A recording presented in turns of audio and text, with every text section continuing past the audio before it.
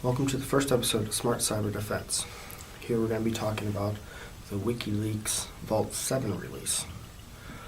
If you don't know what the Vault 7 release was, there's a description down below. There'll be a link to it. So basically, according to WikiLeaks, the CIA has massive control over different digital devices. They can get into your cell phones, into your computers, into almost anything that connects to the internet, which can be very, very dangerous. So the question now is, am I safe, and how can I protect myself? Well, if we go by what the WikiLeaks released, no one is safe. But there are some things you can do to sort of protect yourself. Ultimately, the way things will be getting over is by having the hardware manufacturers or the software manufacturers patch all of their insecurities. So right now, everything lies upon Apple, Google, Samsung, and all the other technology companies, Microsoft included. So I'm guessing the only way to fully get over this is to put pressure on those tech companies, say, hey, we need our privacy protected from the government, from other hackers, because let's face it, if the CIA is getting in there, there are chances that the other bad guys are getting in there too. This goes back to a year ago when Apple said, hey, we're not going to let the FBI have a back door because we can't trust the government to keep this back door to themselves. And so they didn't allow that backdoor to happen. But according to this WikiLeaks, it didn't matter because the CIA was already in there and every other technology.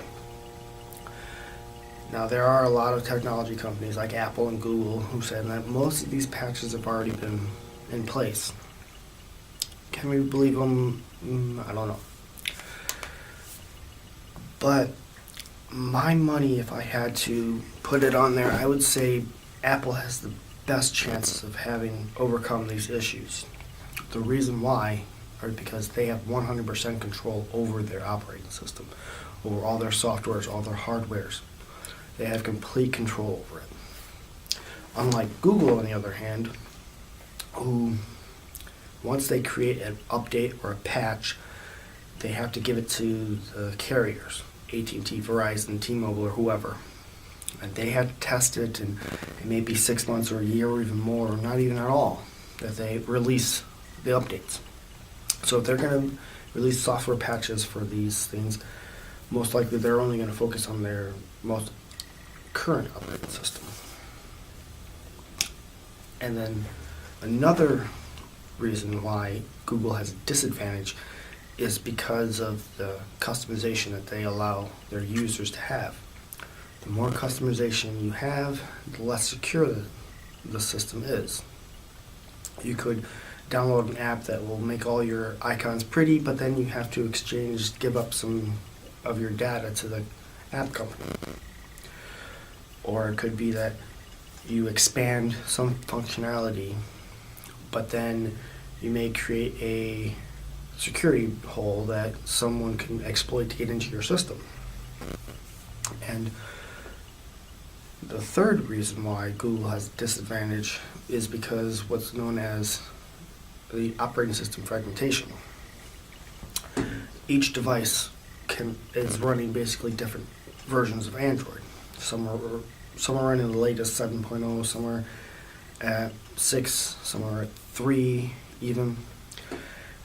And to have this fragmentation all over the place, different devices having different operating systems, Google isn't going to create one for every single operating system out there that's being used.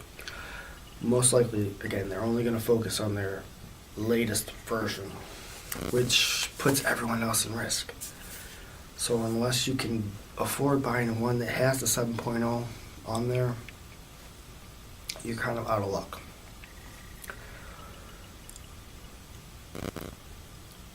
Now, with cell phones, I would say the biggest thing you have to do is watch out for the rights that you give each each app that you download. I'll go over this later in a different episode of all the rights that you give up when you download an app and what to look for. And now on the PC and Mac side, the computer desktop side, there are a few things that you can do. Most of the things that people are worried about are having their microphones and their cameras turned on remotely and unbeknownst to them. On the Mac side, there is a app called Oversight, which there would be a description down there, or link down to the description. And later on, again, I will do another episode where I go over this app a little more details.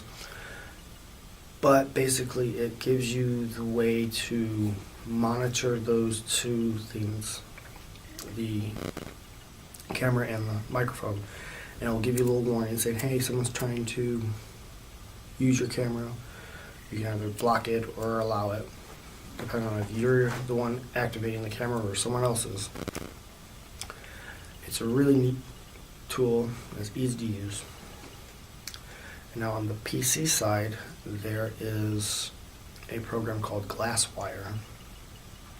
It doesn't allow you to block or accept, but there are features in there where it will give you a warning saying, hey, your microphone is being activated, or hey, your camera is being activated.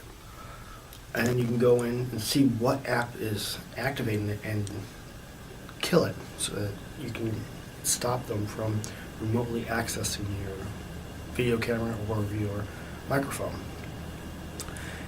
It is basically a full-fledged firewall, but there are some really cool features in there that will help you with security too. Again, link in the description, and I will go over further in another episode.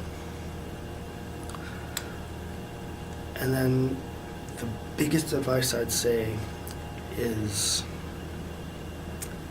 if you don't want the world to know what you're doing, probably shouldn't do it on any device that connects to the internet. Because right now, until the operating systems are patched and the hardware is patched by these tech companies, it's really not a whole lot you can do to overcome these issues. So just be very careful what you do with every computer or on your cell phone, so that you don't have someone else getting information you don't want the world to know. So these are all my thoughts on the Vault 7 right now. I'll produce other episodes to give you more security tips. So just do a like, subscribe, tell other people about this, and I'll see you in the next episode.